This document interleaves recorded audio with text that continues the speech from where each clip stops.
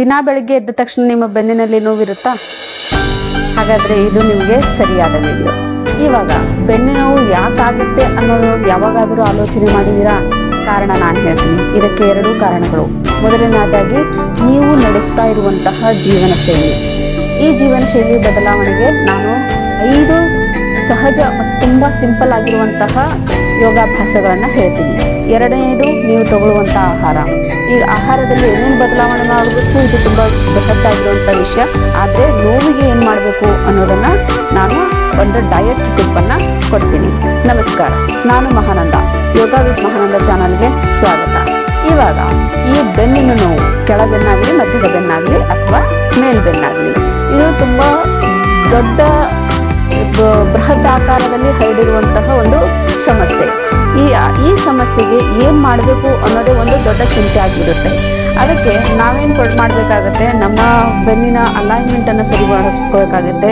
ಬೆನ್ನಿನಲ್ಲಿರುವಂತಹ tension ಅನ್ನ relief ಮಾಡ್ಬೇಕಾಗತ್ತೆ. ಏನಕ್ಕೆ ಮಾಡ್ಬೇಕು ಅಂತ ನೋಡಿದಾಗ, ಇದನ್ನ ಸಮಾಧಾನದಿಂದ ನಮ್ಮ ಜೀವನವನ್ನ ಸರಿಯಾಗಿ ರೀತಿಯಲ್ಲಿ ನೋವಿಲ್ದೆ ನಡೆಸಬೇಕು ಅನ್ನೋದಂದ್ರೆ ಈ ರೀತಿ ನಾವು ಮಾಡ್ಲೇಬೇಕಾಗತ್ತೆ.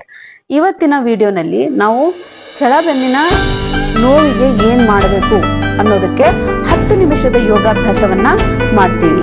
ಆದ್ರೆ ಇದನ್ನ ದಿನನಿತ್ಯವಾಗಿ ನಿರಂತರವಾಗಿ ಮಾಡ್ತಾ ಇರಬೇಕು.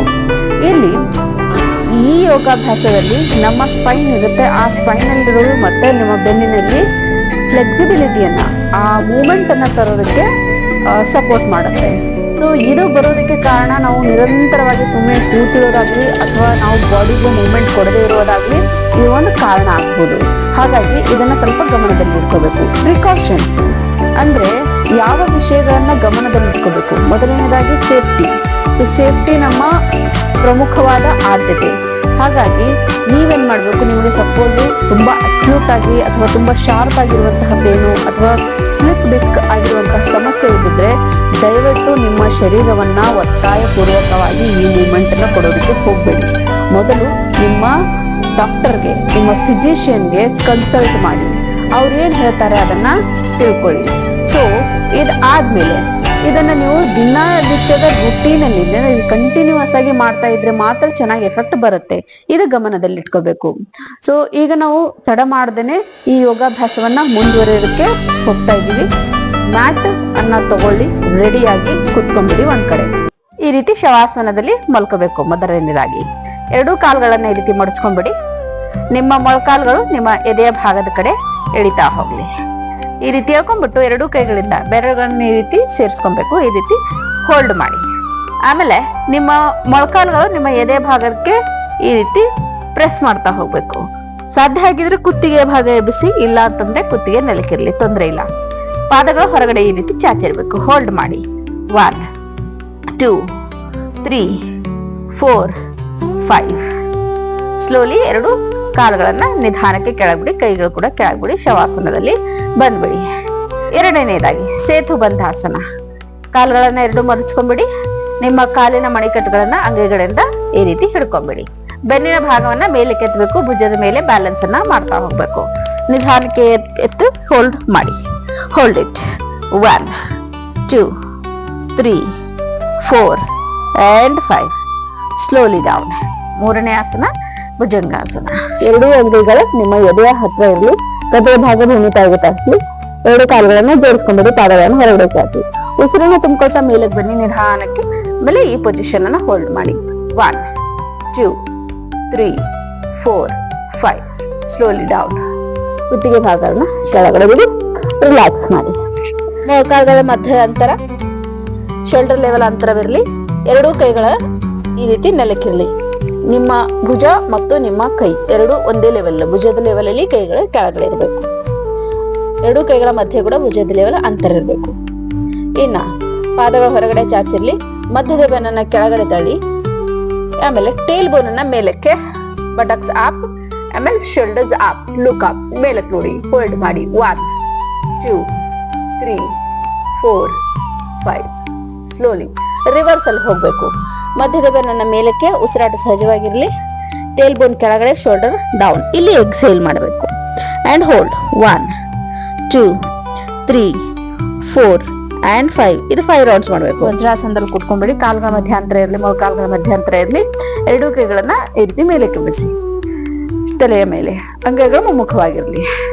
ಇನ್ಹೇಲ್ ಮಾಡಿ, ಎಕ್ಸೇಲ್ ಮಾಡ್ತಾ ಕೆಳಗಡೆ ಅಂಗೈಗಳು ನೆಲಕ್ಕಿರ್ಲಿ. ಹಣೆಯ ಭಾಗ ಸಾಧ್ಯ ಆದ್ರೆ ಈ ರೀತಿ ಇರ್ಲಿ, ಇಲ್ಲ ಅಂದ್ರೆ ನಿಮ್ಮ ಶೋಲ್ಡರ್ ಚೆಸ್ಟ್ ರೀಜನ್ ನೆಲಕ್ಕಿರ್ಲಿ. ಎಕ್ಸೇಲ್ ಮಾಡಿ, ಹೋಲ್ಡ್ ಮಾಡಿ. 1 2 3 4 and 5. ಸ್ಲೋಲಿ ಇನ್ಹೇಲ್ ಮಾಡ್ತಾ ಮೇಲಕ್ಕೆ. ಎಲ್ಲ ಪ್ರತಿಯೊಂದು ಪ್ರಾಕ್ಟೀಸು 5 ರೌಂಡ್ ಮಾಡಬೇಕು. ಈಗ ಡಯಟ್ ಅಲ್ಲಿ ಏನ್ ಹೇಳ್ಬೇಕು, ಏನ್ ಮಾಡ್ಬೇಕು ಅನ್ನೋದಕ್ಕೆ ಕೇವಲ ನಾವು ಯೋಗಾಭ್ಯಾಸ ಮಾಡೋದು ಅದು ಕೇವಲ ಅರ್ಧದಷ್ಟು ಸೊಲ್ಯೂಷನ್ ಅಷ್ಟೇ. ಅಂದ್ರೆ ಅರ್ಧ ಸೊಲ್ಯೂಷನ್ ಮಾತ್ರ, ಪರಿಹಾರ ಮಾತ್ರ. ಹಾಗಾಗಿ ಉಳಿದ ಅರ್ಧ ಪರಿಹಾರ ಏನು, ನೀವು ತಗೊಳ್ಳುವಂತ ಆಹಾರ. ಅದ್ರಲ್ಲಿ ನಾವೇನ್ ಮಾಡ್ಬೇಕು, ಹೈಡ್ರೇಷನ್ ಅಂತಂದ್ರೆ ನಮ್ಮ ಶರೀರ ಏನಿದೆ 70% ನಮ್ಮ ಶರೀರ ನೀರಿನಿಂದಾಗಿದೆ. ಇದು ಒಪ್ಕೋತಿರಲ್ಲ. ಸೊ ಹಾಗಾಗಿ ಈ ನಮ್ಮ ಶರೀರದಲ್ಲಿ ನೀರಿನ ಪ್ರಮಾಣ ಸಫಿಶಿಯಂಟ್ ಆಗಿರ್ಬೇಕು, ಸರಿಯಾದ ರೀತಿಯಲ್ಲಿರ್ಬೇಕು. ಕಾರಣ ಏನಂತಂದ್ರೆ ನಮ್ಮ ಇಂಟರ್ವರ್ಟಬಲ್ ಡಿಸ್ಕ್ ಏನಿರುತ್ತೆ, ಆ ಡಿಸ್ಕ್ ಅನ್ನ ಹೆಲ್ದಿ ಆಗಿರ್ಬೇಕು ಅಂತಂದ್ರೆ ನೀರಿನ ಪ್ರಮಾಣ ಸರಿಯಾದ ರೀತಿಯಲ್ಲಿರ್ಬೇಕು.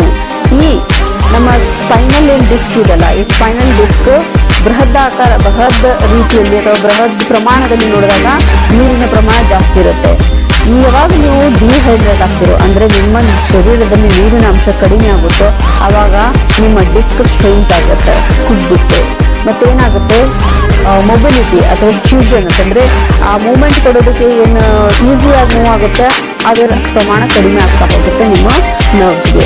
ಸೊ ಇನ್ನೇನ್ ಮಾಡ್ಬೇಕು ಅಂತಂದ್ರೆ ನೀವು ಆಂಟಿ ಇನ್ಫ್ಲಮೇಟರಿ ಫುಡ್ ಅನ್ನ ನಿಮ್ಮ ಡಯಟ್ ಅಲ್ಲಿ ಹಾಕ್ಬೇಕು. ಏನು, ಒಂದು ಟರ್ಮರಿಕ್ ಮತ್ತು ಜಿಂಜರ್, ಇವೆರಡನ್ನ ಆಡ್ ಮಾಡಬೇಕು. ಇವೆರಡು ತುಂಬಾ ಶಕ್ತಿಯುತವಾಗಿರುವಂತಹ ಆಹಾರ. ಹಾಗಾಗಿ ಇದು ಆಡ್ ಮಾಡೋದ್ರಿಂದ ಟೋನಿನಲ್ಲಿ ಬದಲಾವಣೆ ಬರ್ತಾ ಹೋಗುತ್ತೆ. ಹಾಗಾಗಿ ಏನ್ ಮಾಡ್ಬೇಕು, ಇದನ್ನ ದಿನನಿತ್ಯದ ರೂಟೀನಲ್ಲಿ ಬೆಳಗ್ಗೆ ಲೂಕ್ ವಾರ್ಮ್ ವಾಟರ್ ನಲ್ಲಿ ಇದನ್ನ ಆಡ್ ಮಾಡ್ಕೊಂಡ್ಬಿಟ್ಟು ನೀವು ಇದನ್ನ ಸೇವಿಸ್ಬೇಕು. ಇಷ್ಟ ಆಯ್ತಾ? ಕನ್ಸಿಸ್ಟೆನ್ಸಿ ಅಂದ್ರೆ ನಿರಂತರತೆ. ಇದು ನೆನಪಿಟ್ಕೊಳ್ಳಿ. ಕನ್ಸಿಸ್ಟೆನ್ಸಿ ಏನಿದೆ, ಈ ನಮ್ಮ ಶರೀರದಲ್ಲಿ ಬದಲಾವಣೆ ಬರಬೇಕು, ನೋವು ಕಡಿಮೆ ಆಗ್ಬೇಕು ಅಂದ್ರೆ ಅದು ಕೀ ಇದ್ದ ಹಾಗೆ ಕನ್ಸಿಸ್ಟೆನ್ಸಿ ಅನ್ನೋದು. ಸೊ ಈ ಯೋಗಾಭ್ಯಾಸವನ್ನ ದಿನನಿತ್ಯ ಡೈಲಿ 10 ನಿಮಿಷಕ್ಕಾಗಿ ಆದ್ರೂ ಮಾಡಬೇಕು. ಅಂದಾಗ ನಿಮಗೆ ನೋವಿನಲ್ಲಿ ಬದಲಾವಣೆ ಬಂದೇ ಬರುತ್ತೆ. ಒಂದು ವೇಳೆ ಈ ವಿಡಿಯೋ ನಿಮಗೆ ಹೆಲ್ಪ್ ಆಗಿದ್ರೆ ನೀವು ಲೈಕ್ ಬಟನ್ ಒತ್ತಿ ಅಂತ ನಾನು ಹೇಳೋದಿಲ್ಲ, ಚಾನಲ್ ಅನ್ನ ಸಬ್ಸ್ಕ್ರೈಬ್ ಮಾಡಿ ಅಂತಾನೂ ಹೇಳೋದಿಲ್ಲ. ಓಕೆ, ನಾನು ಕೇಳೋದು ಇಷ್ಟೇ, ಒಂದು ವೇಳೆ ಈ ಯೋಗಾಭ್ಯಾಸವು ನಿಮ್ಮಲ್ಲಿ ಏನಾದರೂ ಬದಲಾವಣೆಗಳಾಗಿದ್ರೆ ಅದನ್ನು ನನಗೆ ಕಮೆಂಟಲ್ಲಿ ತಿಳಿಸಿ. ಸೊ ಇಷ್ಟು ಮಾತ್ರ ಇವತ್ತಿಗೆ ನಾವು ಕೊಡ್ತಾ ಇದ್ದೀವಿ. ಮತ್ತೆ ಮುಂದಿನ ವಿಡಿಯೋದಲ್ಲಿ ಬರ್ತೀವಿ ಹೊಸ ವಿಷಯದೊಂದಿಗೆ, ಹೊಸ ಐಡಿಯಾಗಳೊಂದಿಗೆ. ಅಲ್ಲಿವರೆಗೆ